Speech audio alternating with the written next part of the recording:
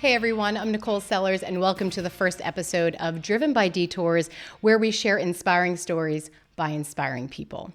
My guest today is a man of many talents. He's a published writer, wardrobe stylist, and former casting associate for one of the biggest names in Hollywood and right here in Atlanta, Tyler Perry Studios. He is a dear friend and a true motivator, Mr. Michael Gillespie. Thank you so much for joining us. I love being here. I know. I'm glad you're here to christen the table because yeah. it's important Yeah. that I have someone that I handpick to be here because you are the most inspiring person that I know, which is why I have you here today. I feel super, super honored. Thank you. And also, you're beautiful to look at, so this is going to be easy. Thank you. This is going to be very well, easy. We jive. We talk a lot, so it's very works. warm in here. I know. Well, I want to share a story about how we met first off, I love because this story. it was an instant connection, and I started following you on social media right away, right after I met you. Yes. And I'll just share a little tidbit how we met. So I was shooting a Tyler Perry movie a few years ago. It was called Nobody's Fool with Tiffany Haddish and Tika Sumpter. Yes, Whoopi Goldberg. Yep. Mm-hmm. And it was obviously an awesome movie and had a great time. But once I got off the set, Tiandra Gale, who is also a casting director, she welcomed me off the set and she said, how did you get into TV and film? And we got to talking about it. And all of a sudden, she said, you were a journalist kind of in your previous life, right? And I said, yeah. She said, you have to meet my colleague, Michael Gillespie, because he wants to get into that, that arena, and he wants to learn how to interview and host and write and all those kinds of things. So I said, yeah, I'll meet him. Sure, let's go do it. So I'm walking into the back room and I'm thinking I'm going to meet this suit, shake hands and hand out business cards and all these kinds of things. And I walk into this room and I see Michael just kind of feverishly typing away at his computer with all these ideas, and you could just see smoke coming out of his ears. and I look up and he just looks at me with this big warm smile, and he comes up to me with this big bear hug, and I'm like, oh my God, I just felt so instantly connected to you and realized that you are such an authentic, genuine person who wants to, learn from other people, because we had these conversations about getting into the industry and all those kinds of things. So in any case, just to share that story with you, because that is how we met and connected, and how I started following you on social media, where I learned so much about your transformations, not only physical transformations, but also spiritual. Mm-hmm. You went through a long road of physical and kind of emotional transformations, which we're going to get into in a minute. So after a very long road of twists and turns, you found yourself drawn to Atlanta by watching Tyler Perry inspirational videos, YouTube videos. Is that how that happened? Yes. So Tyler used to put these videos on his website, and they were inspirational videos. And I think he used to do them once a week. Right. And so I would watch those videos, and I just it would make me emotional because I related to a lot of the things that he experienced, as far as his relationship with his dad, and it being abusive, and just not having the best life as a child, but him taking that and making something of it, you know what I mean? Right. And so I really, really identified with that, and so I knew in some way, shape, or form that I was meant to work there. Right. And so and take me back, because before all this happened, you had a really tough childhood, and that really motivated you to make a better life for yourself, and to move, and to kind of just better yourself in every way. So can you talk a little bit about your history and what happened with your mom and your sister?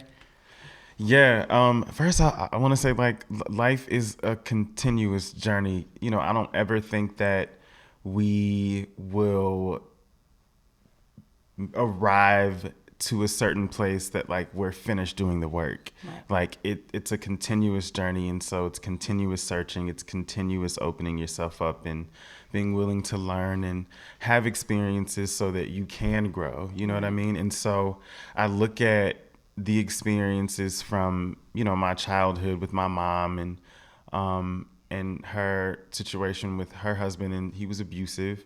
And so, as a kid, I didn't really understand the environment that I was in. Not really, but I feel like my mom did the best that she could to protect us. And so when we got to the point to where we didn't have anywhere to live, we were like moving from hotel to hotel because we were kind of on the run from him because it had just gotten so bad. Like she kept getting kicked out of every place that we moved to because of like domestic violent calls and stuff like that. And, you know, he was abusive towards me, never my sister, but always me. Like if he couldn't get to my mom, like he knew that like her kids would hurt her the most. And so, How old were you at this point? I was when the domestic violence started happening, I was 5 or 6. Oh my goodness. And so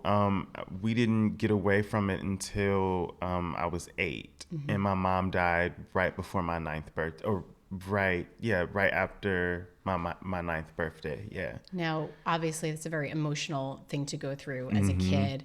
How did you get yourself out of that horrible place physically and mentally and decide to take the more positive path? Because you could go 2 roads after something like that. You could either go down a very ugly hole or you can make, you know, something of yourself. And you took the high road.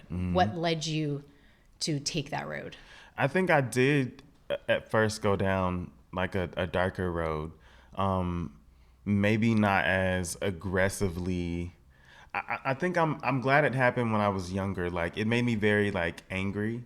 And so I like physically fought a lot, like just like in school, outside of school. Like I was very confrontational with people, still loving, but like at the first sign of like feeling like I was disrespected or you were disrespecting my friends or my family, I would just like, you know, ignite. And so I think having that extreme of like anger, as I got older, I wanted to experience what it was like to live a life like not in that space. Right. And how did you turn that around?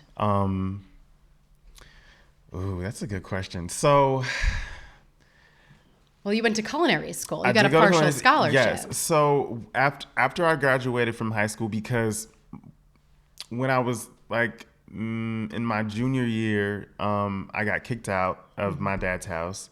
And so I moved with my sister who lived about an hour away. And I didn't get kicked out because of like I was like a bad kid or anything like that. I actually was really a good kid in school. Like when I got to high school, I was like, I gotta turn this around because I wanted better for myself. And so I always heard, you know, your high school years are like, you know, will always be with you. Like, Right. And so I was like, well, I have to have, you know, a great high school history. You know what I mean? If people look back at my track record, I want them to see that, oh, like he really did his best despite like what, you know, the things he experienced at home. And so I really took high school serious. And so I was on student council and I did band and I ran track and I was involved in a lot of like extracurricular activities, a lot of community stuff. And so school was kind of like my safe haven from, you know, my home situation. And so I feel like my perspective and my mind changed at the perfect time because at home it was too much. And so that gave me something positive to focus on. And so that's really how like that change started to happen, is just the positive things that I started to surround myself around, like kind of at an early age. Like, Right. But then you had another detour yes. in culinary school. Oh my goodness. Talk a little bit about that and how you shifted yes. and transitioned again. Oh goodness. So when I graduated from high school, I didn't clearly know what I wanted to do, but I knew that I was creative, and I had taken like a home ec class in high school, and I was really good at it.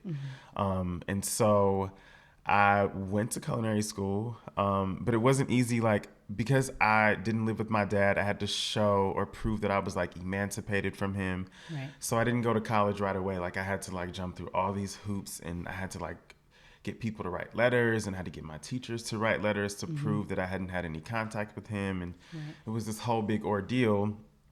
And so in that process, I just started working. And so I was working in restaurants, and I worked for this like family-owned restaurant called Lancaster's Barbecue. And they literally taught me how to do everything, okay? I like waited tables, I catered, I cooked. You got your hands dirty. I got my hands dirty, okay? And so that gave me the confidence, honestly, to actually go to school when it was time. Because in between that time of like working and waiting on this long process, I kind of got discouraged because all my friends were in school. And I just felt like I was so behind. But it gave me an opportunity to get a car. And so I like worked really hard, put a down payment on like my first car. And so when classes started, I was able to start classes. And so once I started going to the school, I realized that, okay, I'm still homeless, you know? Right. And so, because even though I'm working, I'm like living with all these different people. From the time I was 17 till the time that I was like 24, Right. at 24, that's when I got my first place. And to keep your motivation Yeah. going through all of that is, I could imagine, must be very, very hard. Yes. Right. And then you got thrown for another loop. Yes. Yeah. And so I'm in school. I can't afford it because I got a partial scholarship. And so I needed to live on campus is what I'm saying. And so I could not afford the payments to live on campus because the scholarship didn't cover that part. They only covered like my books and Right. stuff. And so I was like struggling. Like I lost my car and I was so sad because I worked so hard for that car. Or just to like, you know, make the down payment and like make the payments. I was so proud of myself. Like I lived like where the school was like in the city of Charlotte. And so I used to walk the city like all the time. And so once I couldn't make the payments, like I came like home to my dorm after like work one night, and my car didn't work. Like they had locked me out. Oh my gosh. And so I called my roommates, and they like came and let me in, and they were like these 3 Italian guys that were really nice. What was going through your head at that moment when your card wasn't working? Were you thinking maybe it's just not working, or oh my God, No, I knew. No, you knew. I knew. You were like, this is it. I'm done. Yeah. Okay. I knew that, you know, that I needed to make a decision, like, you know, that day of like what I needed to do. And Right. so I really like leaned into myself. I feel like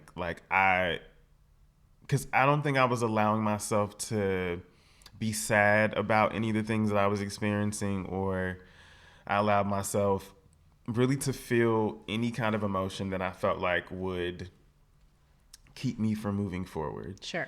And so, you know, that was the first time, like, once my roommates let me in, and, you know, they're like, it's going to be okay. Like, you'll figure it out. But, like, I just kind of broke down in my room. Like, just... Yeah. Like, what else? How much more can I take? Right? Yes. Like, Yeah.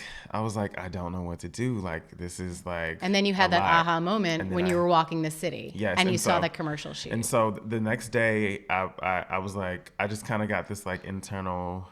you know, notion not to go to class. And so I didn't go to class the next day. And that's the day that I walked the city. And then from that point forward, after you saw the commercial shoot, You were like, this is what I'm meant to do. Yes. What led you to Atlanta? Atlanta, I love you. Well, another little nugget is that you called Tyler Perry Studios once a month for 3 years. I definitely did. Now that is dedication. Be on record. Yes. That is incredible. Thank you. What were some of the responses that you got every time you called? The first couple of times that I called, of course, like Tyler Perry Studios is literally like Fort Knox. Like It's very much like, who are you? Why are you calling? It's gotten nicer over the years. Like they're very welcoming, but it, you know, if they feel like they don't have the answers for you, they're like, I don't have time for this. Yeah. But finally you got your big break. Yes. 3 years later, it was worth the wait. It was worth the wait. And honestly, I was like, you know what? I don't care what happens. I'm just going to be myself when I call. And when I first started calling, I didn't have any experience. And so, you know, of course, they're going to be like, well, you know. Right. But so every time I updated my resume, though, or I did something new, I would call them. And so I made sure to let them know once a month. That's amazing. I love that. Just so you know, I updated my resume. Just in case you were trying to call. Just in case you guys are, looking for people. I'm continuing my growth. Right. Working on my special skills. Yep. And so when I came to Atlanta, there wasn't a lot of stuff happening here. And at the time, I was still like working as a stylist. And so I moved to LA for like an internship with a celebrity stylist. And so when I was out there, we did like commercials, we did red carpet. And so being in that environment, I was like, I definitely want to work more on set. Mm-hmm.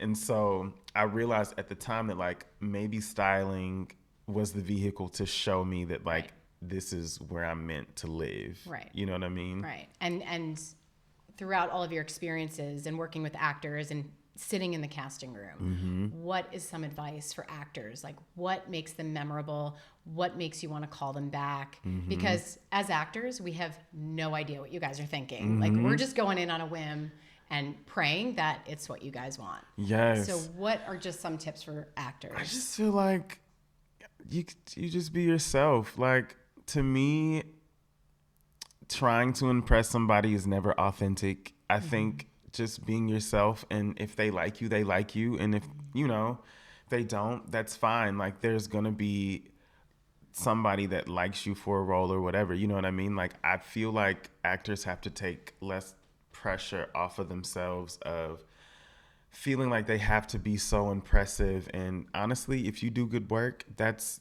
what's going to leave the mark, you know, in a casting office. You know what I mean? Right.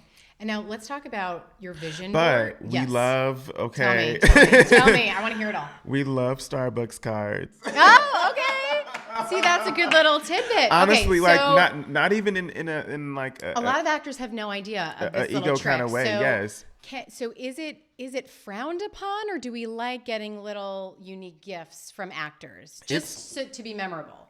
It is really cool. Like, it's like, because sometimes we're working so aggressively that you don't really have time to like go out and get lunch or go out and blah, blah, blah. But if somebody sends you a Starbucks card, it's like extra motivation to like get up early and stop at Starbucks and like just be more prepared for you know, for your day. It just has a different effect on you. Yeah. That is a good tip. And two, like, not everybody should send edible arrangements, but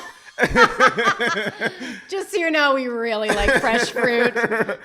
But once in a while, it's nice when an office like just gets a cute little snack or something like that. It's thoughtful. It's thoughtful. Yes. Thoughtful. And then you remember that actor as being unique. Yes. And thoughtful. Yes. But when like if you are gonna gift, like just be like, I don't know, what do you call it? Like, be conscious about like what you're gifting. Like, don't gift anything that's like a candle with your picture on it. Like, that is so strange. You mean you don't want to be staring at my face while you're sniffing candles or sipping water? That's so strange to me. Okay. Noted. No portraits on gifts. I will not do that. Okay. Okay. So talk a little bit about the opportunities in Atlanta and how they're. First of all, there's just talent coming in droves. Yes. But what about the opportunities here? Have you seen a massive growth? Oh my gosh, Atlanta has grown so much. Like, I came here in 2012, and that's when North Carolina actually still somewhat had a tax incentive. So there were like a few things still filming there. But then after that, the tax incentive went away. And so I had gone to LA in 2013 and started working there, and then I came back like right when Atlanta like had started to like first like get their work and started to get more work or other projects outside of Tyler Perry, because he's been here since like 91, I believe. Yeah. And so Atlanta has grown so much in that time. There's tons of studios, film studios popping up everywhere. There's tons of acting studios. There's tons of agents now. So no, but actors that don't have representation. Yeah. Do casting directors ever kind of just push those submissions aside?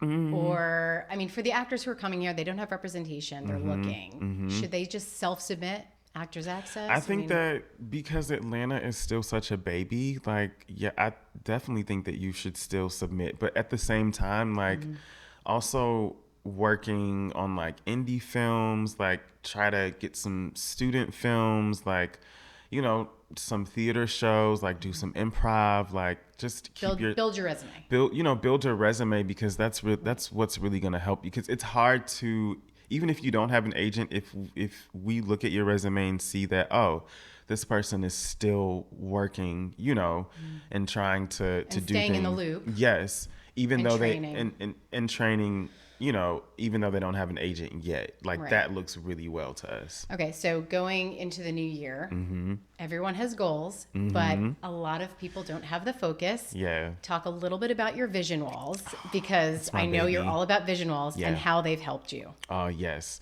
So I love vision walls. I think at the time when I created that with like the vision wall, I just needed something like different, like a new experience, I guess, with manifesting. I really wanted to practice the art of manifesting and what that looked like for me specifically. And so I'm very visual when it comes to things. And so even when I thought about doing a vision board, I was like, that just feels small to me. Like I want to do it like big. Bigger, And so yeah. I did it. I did a vision wall in my office at Tyler Perry Studios when we were at Greenbrier. And I had like Steve Harvey up there. I had Oprah, I had Tyler Perry, I had like Wright. I had all these like cool things that meant something to me in a different way that I wanted to manifest. Right. And at the time, I was only working as a casting assistant. And so that was like my first or second official job in the industry. And so I didn't really have a lot of experience in other areas, and I really wanted to write. Like I wanted to do interviews and and I wanted to do foundational stuff. And so I wrote that I wanted to work with the Steve Harvey Foundation. I wrote that I wanted to meet and work with Oprah. I wrote that I wanted to like write and do interviews and stuff like that. And then those things started to unfold. Like That's amazing. They literally like came. How many of those to things me. happened? All of them. Stop yourself. All of them. Like I was a freelance writer for Modern Luxury for 3 years. So I wrote a cover story on Tyler Perry. Wow. That's when I met Own and I got to meet Oprah. Oh my goodness. Because Own was in town doing a masterclass on the episode of Masterclass.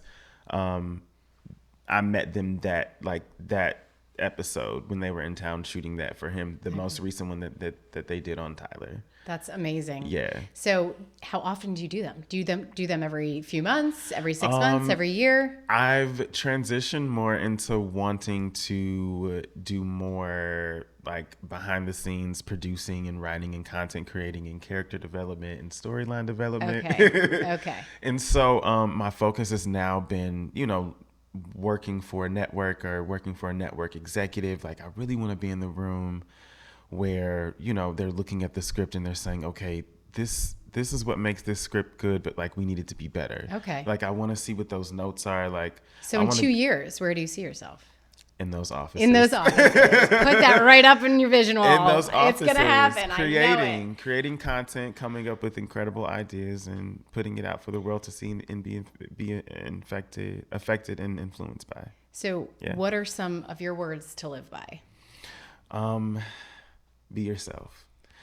I asked Tyler Perry in our interview, what advice, if he could go back and give his 10-year-old self, like what advice would he give himself? Because I had gone back to the house that my mom, my sister, and her husband used to live in. That was like the last time that like we like lived in like a house. Right. And so we went through a lot of stuff in that house. And so I went back to that house when I was like 25. Yeah. And how did that feel walking into that house? Well, it was boarded up. Like it was like boarded up then. And so my cousin went with me. I love you, Shay. I hope you watch this. But she went with me because she lived across the street. So she knew a lot of the stuff that went on. She watched it all happen. Yeah. Her mom and my mom were best friends. And so they supported each other a lot. And so she like went with me to go back. And so, I was able to like overcome that space. Right. You know what I mean? Like sit with it.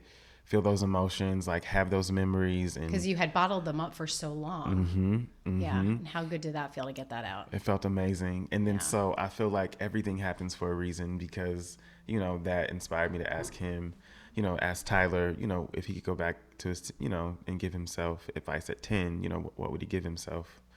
And, for me, and you have to read the article to see what he said.